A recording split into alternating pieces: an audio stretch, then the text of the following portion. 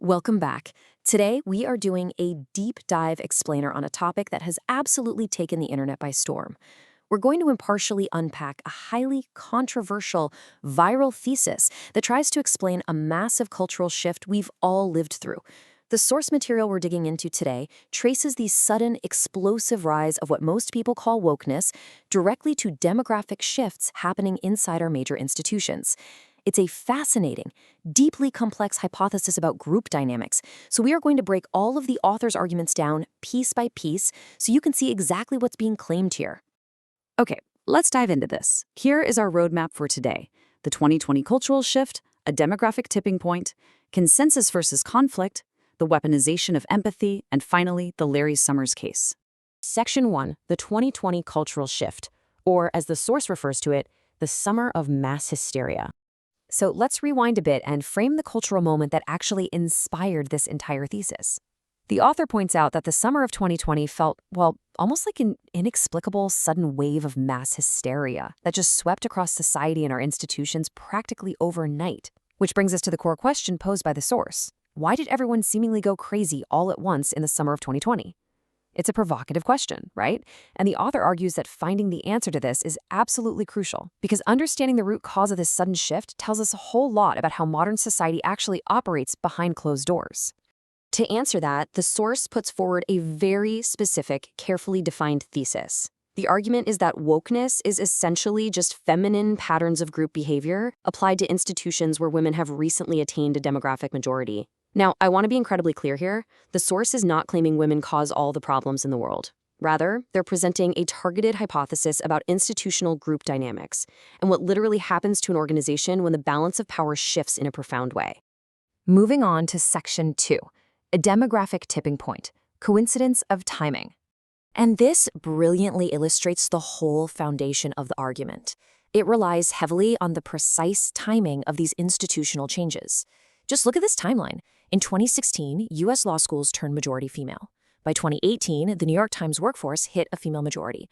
Right on the heels of those exact shifts, bam, we hit the 2020 cultural explosion of wokeness. By 2023, even higher education professors finally tipped over to a female majority. The author is basically arguing that this timeline isn't just a coincidence, it's the smoking gun. And this trend extends way beyond just academia or the media. If you look at the broader U.S. workforce, management positions are sitting at about 46% female and 54% male right now. Plus, a majority of the white-collar workforce in the U.S. with college degrees are now women. The thesis suggests that these white-collar workspaces and leadership roles are hovering right near or exactly at a crucial demographic tipping point. So why does hitting a tipping point actually matter? Well, the source argues that reaching a critical mass fundamentally alters the entire dynamic of a group. On an individual, person-to-person level, differences between men and women might be minor, but zoom out to an institutional level, the rules become completely binary. An institution either solves conflicts in a masculine way or a feminine way. Open conflict is either tolerated or it's not. Once that critical demographic mass is reached, the institution is essentially forced to pick a lane. Which brings us to Section 3.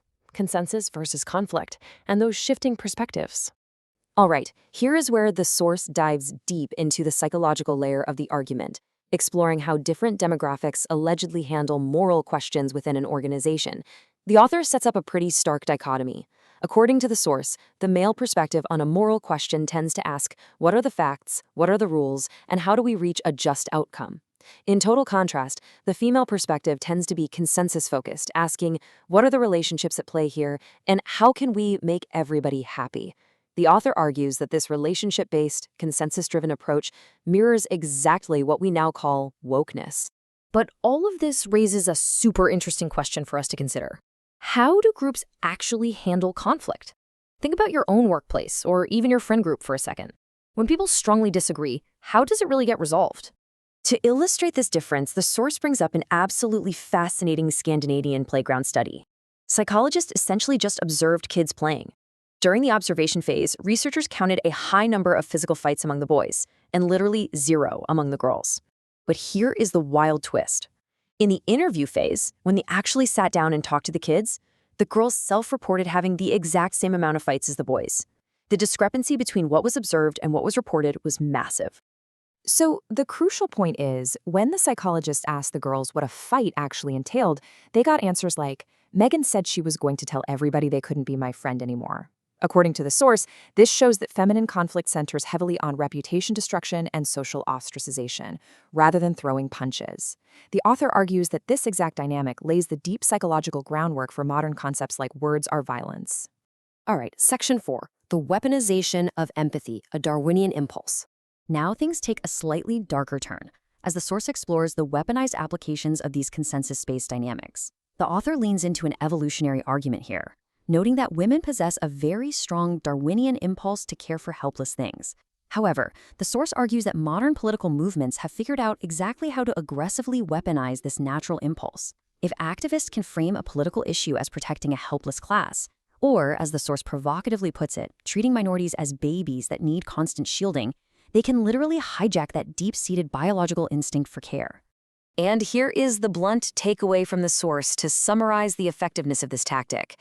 If you can frame your political issue as a way of caring for some helpless class, then you're golden. According to this thesis, this deep-level framing is the primary reason modern cancellation movements are so incredibly effective. They bypass rational debate entirely and go straight for the empathy receptors, which works wonders within female-majority institutions. Finally, Section 5, the Larry Summers case, or what the author calls patient zero. Now, what's really interesting here is that to anchor this theory in reality, we have to go all the way back to 2005, long before the word woke was even in our cultural vocabulary. The source views this event as patient zero. Larry Summers was the president of Harvard, a former cabinet member, literally one of the most powerful people in the country. At an academic conference, he delivered some blunt, completely off-the-record remarks, exploring the reasons behind female underrepresentation in the hard sciences. So, what did he actually say? Well, the source carefully outlines his arguments. Summers suggested that the gap wasn't entirely based on prejudice or the patriarchy. Instead, he pointed to extreme high-end aptitude differences at the very tail edge of the bell curve, as well as differences in professional tastes.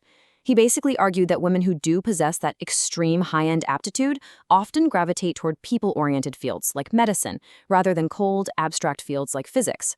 Even though this was supposed to be completely off the record, the reaction was explosive. Female scientists in the audience actually went straight to the press, and the quotes they gave were incredibly intense. Things like, I felt like I was going to throw up. I thought I was going to black out. The source uses these dramatic reactions to sharply illustrate a key point: visceral, feeling-based responses completely overriding intellectual detachment. Now, the author points out that at the time, what Summers said was actually well within the scientific mainstream. It was defensible data. But here's the catch. The reaction was not a rational debate over facts.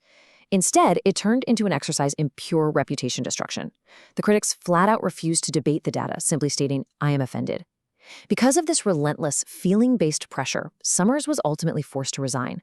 The source points to this as the very first modern cancellation, driven entirely by the exact new institutional dynamics we've been unpacking today. So, wrapping up this explainer, we are left with a massive, vital question to ponder. Are modern institutions actually equipped to balance the drive for consensus with the absolute necessity of rational debate? If the source's demographic hypothesis is correct, this intense tension between facts and feelings is now structurally built into the modern workplace. It's a fascinating, maybe even slightly unsettling lens through which to view our culture. I really hope this breakdown helped you see the architecture of this argument clearly. Keep questioning, keep learning, and I'll see you in the next explainer.